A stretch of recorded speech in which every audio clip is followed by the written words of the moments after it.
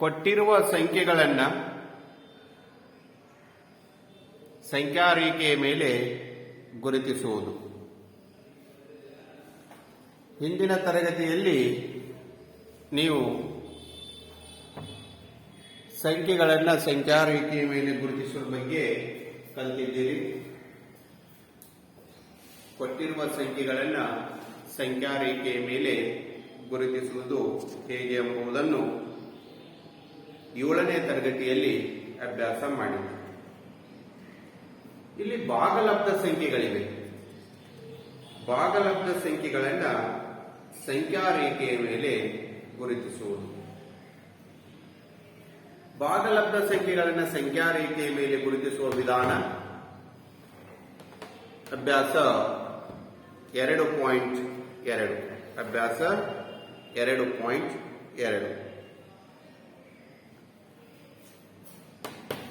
ಅಭ್ಯಾಸ 2.2ರಲ್ಲಿ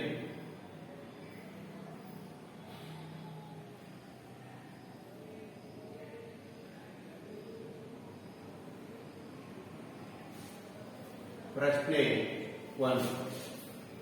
ಈ ಪ್ರಶ್ನೆ 1ರಲ್ಲಿ 7/4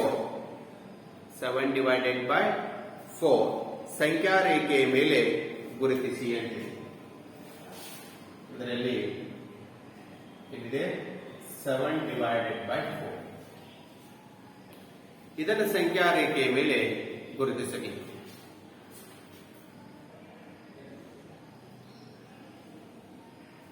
ಸಂಖ್ಯಾ ರೇಖೆ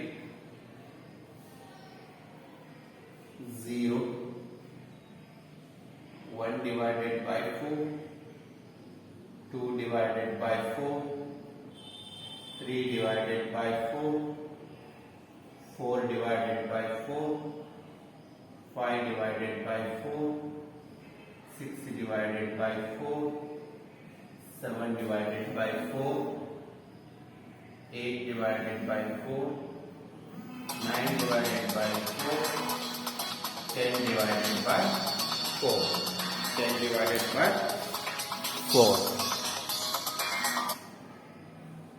10/4. ಇದು ಸಂಖ್ಯಾ ರೇಖೆಯ ಮೇಲೆ ಗುರುತಿಸುವುದು. 9/4 ಇದೆ. 9, then last one 10/4. 7/4. 7/4 ಇದು ಸಂಖ್ಯಾ ರೇಖೆಯ ಮೇಲೆ ಭಾಗಲಬ್ಧ ಸಂಖ್ಯೆಗಳನ್ನು ಗುರುತಿಸುವುದು. 5, 6, 7 ಕೊಟ್ಟಿರುವ ಸಂಖ್ಯೆಗಳನ್ನು ಸಂಖ್ಯಾ ರೇಖೆಯ ಮೇಲೆ ಗುರುತಿಸುವುದು ಅನ್ನೋದನ್ನ ಹಿಂದಿನ ತರಗತಿಯಲ್ಲಿ ನೀವು ಕಲಿತಿದ್ದೀರಿ. ಈಗ ಆ ಭಾಗಲಬ್ಧ ಸಂಖ್ಯೆಗಳನ್ನು ಸಂಖ್ಯಾ ರೇಖೆಯ ಮೇಲೆ ಗುರುತಿಸಬೇಕು. ರೋಮನ್ ನಂಬರ್ 1 ಇದೆ. 7/4. 7/4. 0 ದಿಂದ ಬಲಗಡೆ ಧನ ಪೂರ್ಣಾಂಕಗಳು, 0 ದಿಂದ ಎಡಗಡೆ ಋಣ ಪೂರ್ಣಾಂಕಗಳಿರ್ತಾವ. 0, 1/4, 2/4, 3/4, 4/4, 5/4, 6/4, 7/4. ಇಲ್ಲಿ 10/4. 7/4 ಇಲ್ಲಿರುವುದರಿಂದ ಇದು 7/4. ಇದು ಸಂಖ್ಯಾ ರೇಖೆಯ ಮೇಲೆ ಗುರುತಿಸುವ ವಿಧಾನ. ಅಂದರೆ ಕೊಟ್ಟಿರುವ ಭಾಗಲಬ್ಧ ಸಂಖ್ಯೆಗಳನ್ನು ಸಂಖ್ಯಾ ರೇಖೆಯ ಮೇಲೆ ಗುರುತಿಸಬೇಕು. ಕೊಟ್ಟಿರುವ ಭಾಗಲಬ್ಧ ಸಂಖ್ಯೆಗಳನ್ನು ಸಂಖ್ಯಾ ರೇಖೆಯ ಮೇಲೆ ಗುರುತಿಸುವುದು. ನೆಕ್ಸ್ಟ್ ಅದರಲ್ಲಿ ರೋಮನ್ ನಂಬರ್ 2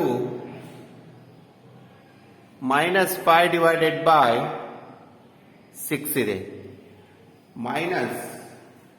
ಮೈನಸ್ ಅಂದ್ರೆ ಋಣ. ಹೌದು, 0 ದಿಂದ ಎಡಗಡೆ ಹೋಗಬೇಕು. 0 ದಿಂದ ಎಡಗಡೆ -5/6.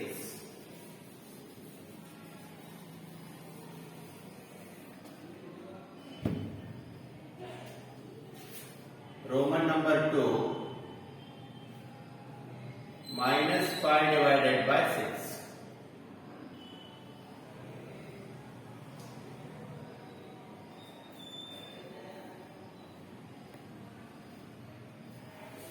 This is 0 minus 1 divided by 6 minus 2 divided by 6 minus 3 divided by 6 minus 4 divided by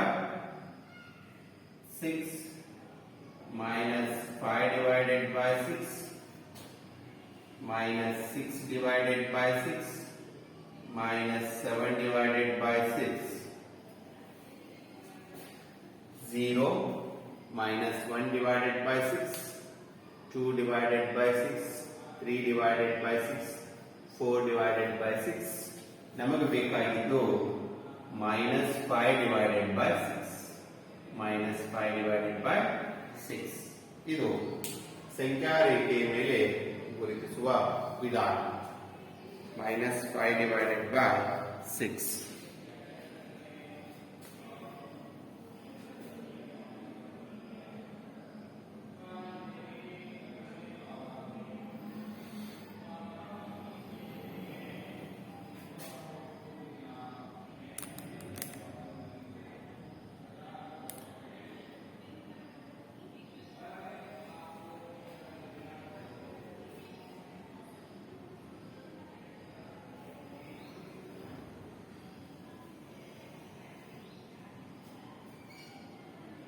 S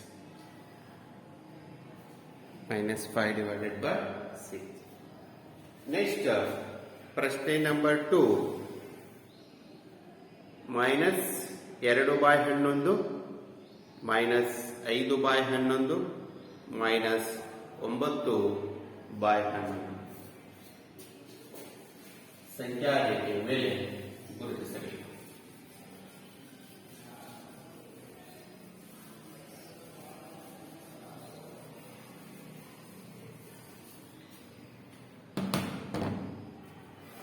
ಪ್ರಶ್ನೆ ನಂಬರ್ 2ರಲ್ಲಿ ಬರುವ ಭಾಗಲಬ್ಧ ಸಂಖ್ಯೆಗಳು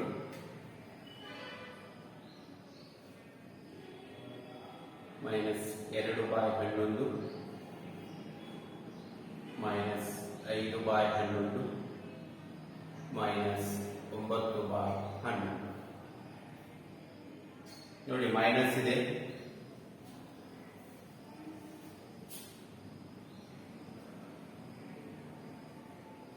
zero minus 1 by 11 2 by 11 3 by 11 4 by 11 5 by 11 6 by 11 7 by 11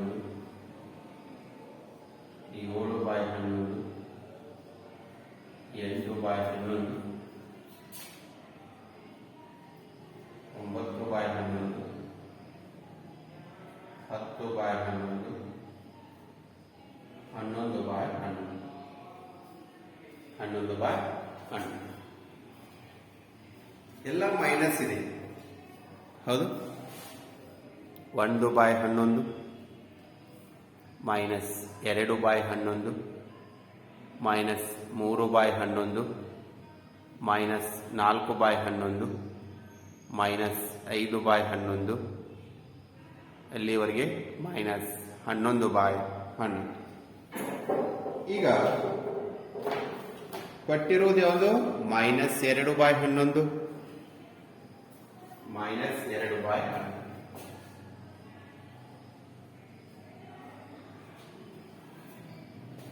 minus 5 by 11 minus 5 by 11 minus 9 by 11 minus 9 by 11. ಇವು ಸಂಖ್ಯಾ ರೇಖೆ ಮೇಲೆ ಗುರುತಿಸುವ ಭಾಗಲಬ್ಧ ಸಂಖ್ಯೆ. minus 2 by 11 ಇದೆ, minus 5 by 11 minus 9 by 11. ಪ್ರಶ್ನೆ 2.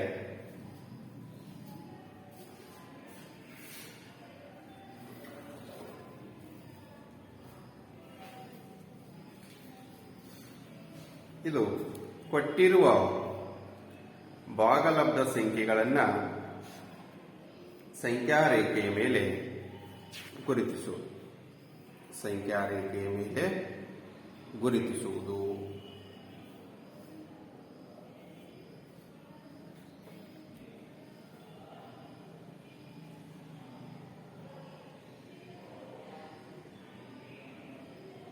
ನೆಕ್ಸ್ಟ್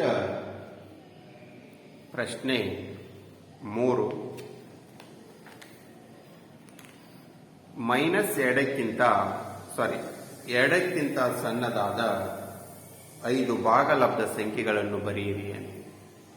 ಎರಡಕ್ಕಿಂತ ಸಣ್ಣದಾದ 5 ಭಾಗಲಬ್ಧ ಸಂಖ್ಯೆಗಳನ್ನು ಬರೆಯಿರಿ. ಎರಡಕ್ಕಿಂತ ಸಣ್ಣದಾದ 5 ಭಾಗಲಬ್ಧ ಸಂಖ್ಯೆಗಳನ್ನು ಬರೆಯಿರಿ.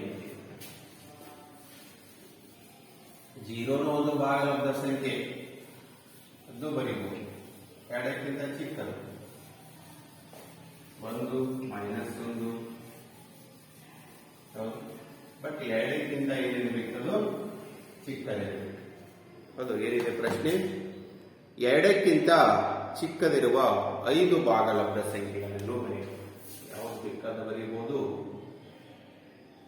1/3, 1/4, 1/2, -1/2, -1/. ಎರಡಕ್ಕಿಂತ ಸಣ್ಣದಾದ 5 ಭಾಗಲಬ್ಧ ಸಂಖ್ಯೆಗಳು. 1/3 ಎರಡಕ್ಕಿಂತ ಸಣ್ಣದಿದೆ. 1/4, 1/2, -1/2, -1/5. ನೆಕ್ಸ್ಟ್ ಪ್ರಶ್ನೆ -2/5 ಮತ್ತು 1/2 ಈ ನಡುವಿನ 10 ಭಾಗಲಬ್ಧ ಸಂಖ್ಯೆಗಳನ್ನು ಬರೆಯಿರಿ ಅಂತಿದೆ. ನೋಡಿ, 10 ಭಾಗಲಬ್ಧ ಸಂಖ್ಯೆಗಳನ್ನು ಬರೀಬೇಕು. ಯಾವ್ದಾಗ? -2/5 ಮತ್ತು 1/5. 1/5 ಇಲ್ಲಿ 10 ಭಾಗಲಬ್ಧ ಸಂಖ್ಯೆಗಳನ್ನು ಬರೆಯಲ್ಪಡ್ತಾರ.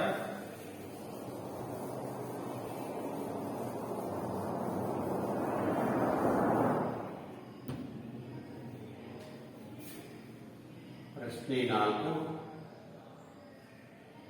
-2/5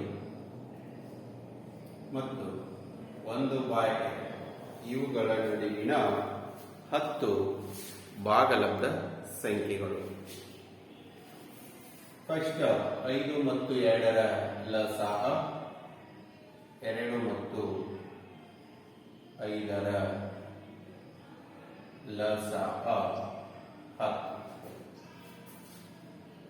2/5 ಅಂಶ ಮತ್ತು ಛೇದಕ್ಕೆ 2ರಿಂದ ಗುಣಿಸಿದಾಗ ಇದು 4/10 ಆಯಿತು. ಇದನ್ನ 5/5ರಿಂದ 5/10. ಕೊಟ್ಟಿರುವ ಭಾಗಲಬ್ಧ ಸಂಖ್ಯೆಗಳು -2/5 ಮತ್ತು 1/2. ಇವುಗಳ ನಡುವಿನ 10 ಭಾಗಲಬ್ಧ ಸಂಖ್ಯೆಗಳನ್ನು ಬರೆಯಿರಿ. 2 ಮತ್ತು 5ರ ಲಸಾಹ 10. ಛೇದವನ್ನು 10 ಮಾಡ್ಕೋಬೇಕಂದ್ರೆ 2ರಿಂದ ಗುಣಾಕಾರ ಮಾಡಬೇಕು. ಅಂಶ ಮತ್ತು ಛೇದಕ್ಕೆ -4/10. ನೆಕ್ಸ್ಟ್ ಇಲ್ಲಿ 5/5ರಿಂದ 5/10. ನಮಗೆ ಬೇಕಾಗಿದ್ದು 10 ಅಂದ್ರೆ -4ರಿಂದ ಅವುಗಳ ನಡುವೆ -3, -2, -1, 0, 1, 2, 3, 4 ಎಷ್ಟು ಸಿಕ್ಕು? 8 ಸಿಕ್ಕು. ಬಟ್ ನಮಗೆ ಬೇಕಾಗಿದ್ದು 10. ನೆಕ್ಸ್ಟ್ ಏನ್ ಮಾಡೋಣ ಅಂದ್ರೆ -4/10 ಮತ್ತ 2ರಿಂದ ಗುಣಾಕಾರ ಮಾಡಿದಾಗ ಎಷ್ಟಾಯಿತು? 20. ಏನು? -8/20. 5/10 ಅಂಶ ಮತ್ತು ಛೇದಕ್ಕೆ 2ರಿಂದ ಗುಣಿಸಿದಾಗ ಎಷ್ಟಾಯಿತು? 10/20. ಈಗ ನೋಡಿ, -8/20 ಅಂದ್ರೆ 2/5. ಯಾಕಂದ್ರೆ 4 2 4 5 10 ಬೈ 20 ಅಂದ್ರೆ ಅದಕ್ಕೆ ಈಕ್ವಲ್ ಇರುತ್ತೆ 1/2 10 ಒಂದ್ಲೆ 10 2.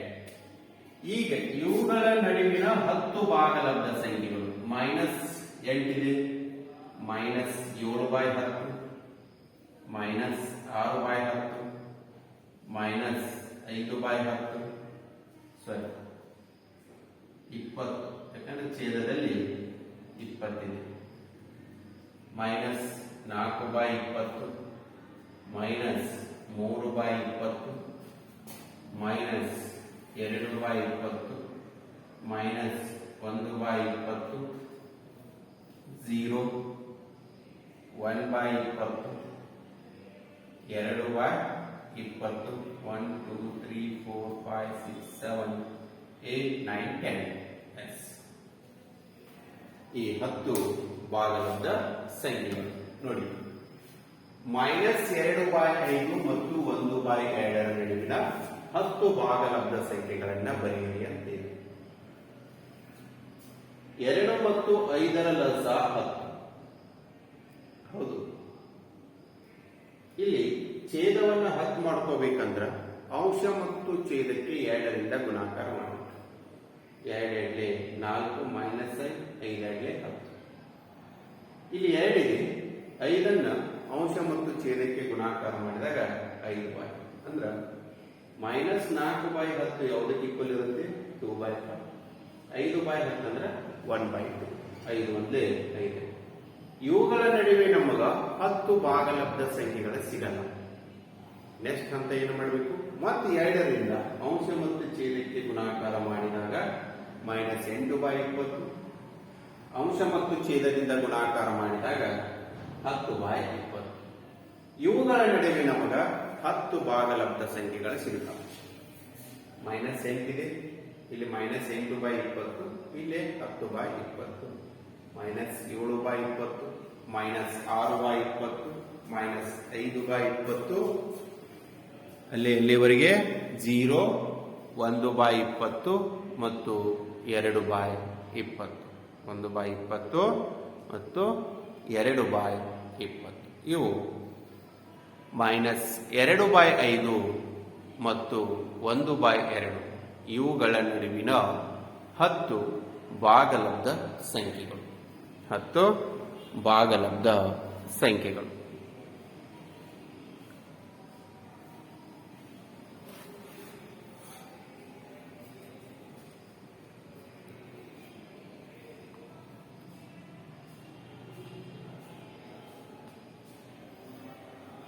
ಭಾಗಲಬ್ಧ ಸಂಖ್ಯೆಗಳ ನಡುವಿನ 10 ಭಾಗಲಬ್ಧ ಸಂಖ್ಯೆಗಳನ್ನು ಕಂಡುಹಿಡಿಯುವುದು. ಇದು ಪ್ರಶ್ನೆ ನಂಬರ್ 4ಕ್ಕೆ ಉತ್ತರ. ಅಂದ್ರೆ 2 ಮತ್ತು 10 ನಡುವಿನ ಸಂಖ್ಯೆಗಳನ್ನು ಬರೆಯಿರಿ ಅಂದ್ರೆ ಬರೀತೀರಿ. 3 4 5 6 7 8 9. 10 ಮತ್ತು 20 ನಡುವಿನ ಅಂದ್ರೆ ಏನು ಬರೀತೀರಿ, 11ರಿಂದ 19. ಅದೇ ರೀತಿ ಭಾಗಲಬ್ಧ ಸಂಖ್ಯೆಗಳನ್ನು ಕೊಟ್ಟಾಗ ಅವುಗಳ ನಡುವಿನ ಭಾಗಲಬ್ಧ ಸಂಖ್ಯೆಗಳನ್ನು ಬರೀಬೇಕು. ಅವುಗಳ ನಡುವಿನ ಭಾಗಲಬ್ಧ ಸಂಖ್ಯೆಗಳನ್ನು ಬರೀಬೇಕು. ನೆಕ್ಸ್ಟ್ ಪ್ರಶ್ನೆ ನಂಬರ್ 5. ಪ್ರಶ್ನೆ ನಂಬರ್ 5. ಪ್ರಶ್ನೆ ನಂಬರ್ 5ರಲ್ಲಿ ಅಲ್ಲಿ 2 ಪ್ರಶ್ನೆಗಳಿದಾವ. Roman number 1, Roman number 2. ಪ್ರಶ್ನೆ 4 ಏನಿಲ್ಲ ಅದೇ ಸೇಮ್ ಭಾಗಲಬ್ಧ ಸಂಖ್ಯೆಗಳನ್ನು ಬರೆಯಿರಿ. ಪ್ರಶ್ನೆ 2/3 ಮತ್ತು 4/5. 2/3 ಮತ್ತು 4/5 ಇವುಗಳ ನಡುವಿನ ಭಾಗಲಬ್ಧ ಸಂಖ್ಯೆಗಳನ್ನು 5ರಲ್ಲಿ 1 2/3 ಮತ್ತು 4/5. ಫಸ್ಟ್ ಏನ್ ಮಾಡೋದು, ಛೇದವನ್ನು ಸೇವ್ ಮಾಡ್ಕೋಬೇಕು. 3 ಮತ್ತು 5 ಲಸ 3 ಮತ್ತು 5ರ ಲಸಾಅ ಎಷ್ಟು? 15. 2/3 5/5 ಎಷ್ಟಾಯ್ತು? 10/15 15 ಇದೆ ಲಸ. ಅದೇ ರೀತಿ 4/5 ಗುಣಾಕಾರ 3/3 12/15 12/15. ಇಲ್ಲಿ ನೋಡಿ ಕೇಳಿದಂಥದ್ದೇನು? 5 ಭಾಗಲಬ್ಧ ಸಂಖ್ಯೆಗಳನ್ನು ಕೇಳಿದರೆ 10 ಮತ್ತು 12 ನಡುವೆ ಒಂದೇ ಸಿಗುತ್ತೆ ನಮ್ಮ 11. ನೆಕ್ಸ್ಟ್ ಹೋಗೋಣ. ನೆಕ್ಸ್ಟ್ 10/15 4/4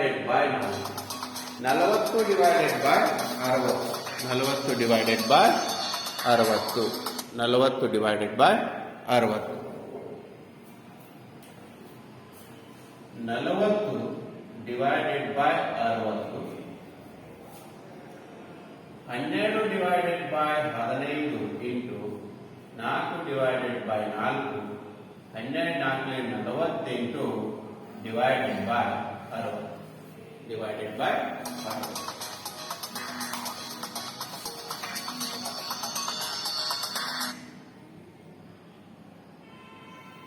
60. ಇಲ್ಲಿ ನೋಡಿ 40/60 ಮತ್ತು 48/60 ಇವುಗಳ ನಡುವಿನ 5 ಭಾಗಲಬ್ಧ ಸಂಖ್ಯೆ ಅಂತಾನ 41/60 42/60 43/60 44/60 45/60 5 ಅದಾವ 5 ಸಾಕು.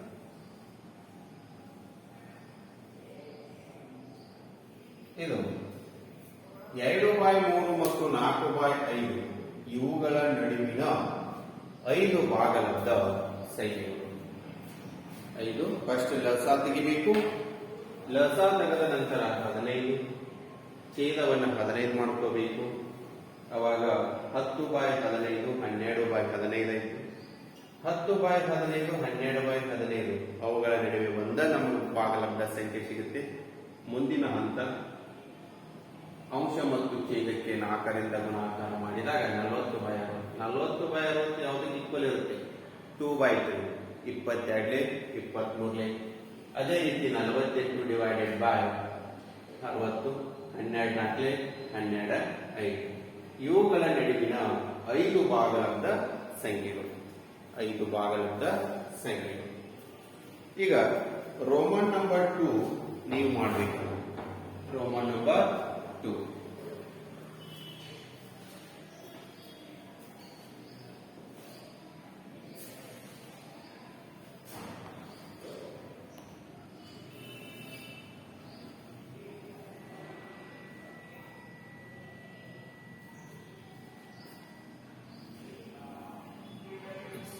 ಈ ಪ್ರಶ್ನೆ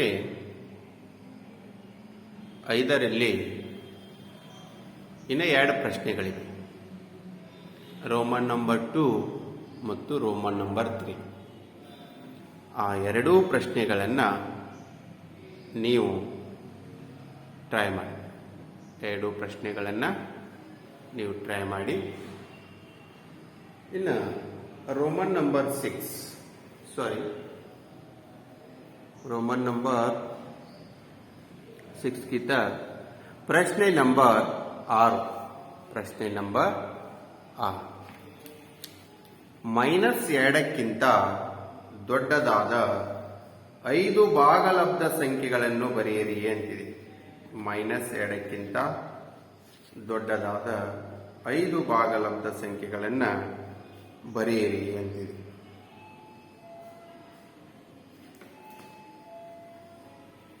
-2ಕ್ಕಿಂತ ದೊಡ್ಡದಾದ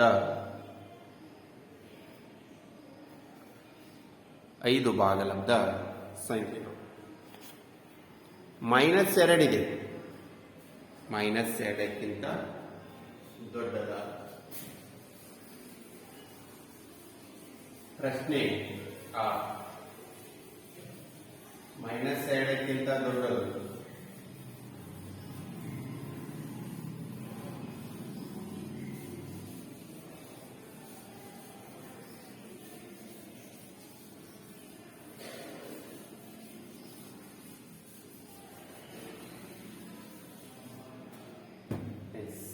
ಪ್ರಶ್ನೆ ಆರು -2 ದೊಡ್ಡದಿರಬೇಕು ಮೈನಸ್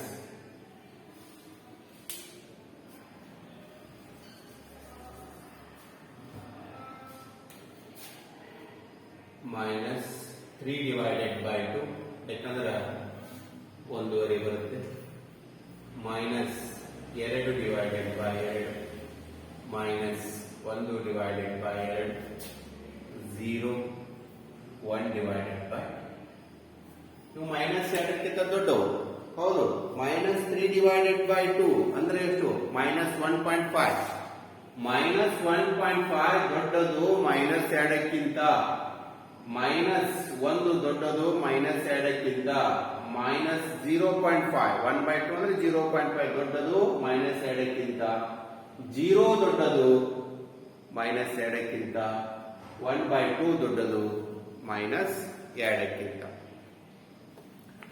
ನೆಕ್ಸ್ಟ್ ಪ್ರಶ್ನೆ ನಂಬರ್ 2 10 ಭಾಗಲಬ್ಧ ಸಂಖ್ಯೆಗಳನ್ನು ಬರೆಯಿರಿ ಅಂತಿದೆ 10 ಭಾಗಲಬ್ಧ ಸಂಖ್ಯೆಗಳನ್ನು ನೀವೇ ಬರೀಬಹುದು ಪ್ರಶ್ನೆ 7 ಯಾವಂದ್ರ 97/160 98/160 99/160 100/160 101/160 102/160 103/160 104/160 105/160 106/160 10 ಭಾಗಲಬ್ಧ ಸಂಖ್ಯೆಗಳನ್ನು ಕೇಳಿದರೆ 2 4 6 8 ಇದು ಪ್ರಶ್ನೆ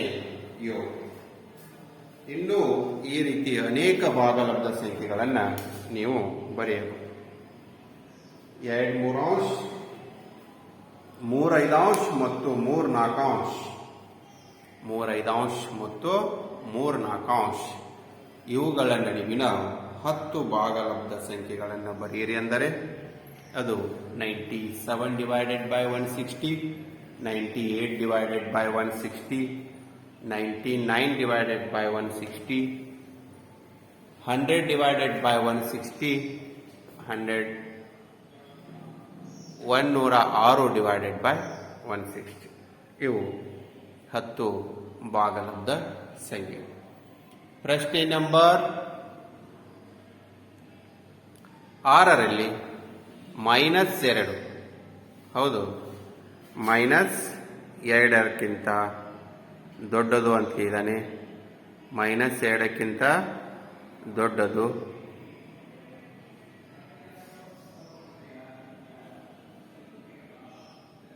-2ಕ್ಕಿಂತ ದೊಡ್ಡದು -3/2 -2/2 -1/2 0 1/2 ನೆಕ್ಸ್ಟ್ ಪ್ರಶ್ನೆ 7ರಲ್ಲಿ 3/5 ಮತ್ತು 3/4 ಇವುಗಳ ನಡುವಿನ ಭಾಗಲಬ್ಧ ಸಂಖ್ಯೆಗಳಂತನ 97/160 98/160 99/160 and 100 101 2 3 4 5 6 1/6 106/160 ಇವು 7 ಪ್ರಶ್ನೆಗಳು ಅಭ್ಯಾಸ 2.2 ಅಂದ್ರೆ ಭಾಗಲಬ್ಧ ಸಂಖ್ಯೆಗಳಲ್ಲಿ ಅಭ್ಯಾಸ 2.1 ಅಭ್ಯಾಸ 2.2 2.2ರಲ್ಲಿ ಪ್ರಮುಖವಾಗಿ ನಮಗೆ ಸಂಖ್ಯಾ ರೇಖೆಯ ಮೇಲೆ ಭಾಗಲಬ್ಧ ಸಂಖ್ಯೆಗಳನ್ನು ಗುರುತಿಸಿ ಎರಡು ಭಾಗಲಬ್ಧ ಸಂಖ್ಯೆಗಳನ್ನು ಕೊಟ್ಟಾಗ ಅವುಗಳ ನಡುವೆ ಇರುವ ಭಾಗಲಬ್ಧ ಸಂಖ್ಯೆಗಳನ್ನು ಕಂಡುಹಿಡಿಯುವ ವಿಧಾನ. ಇವು ಪ್ರಮುಖವಾಗಿ 2.1 ಮತ್ತು 2.2.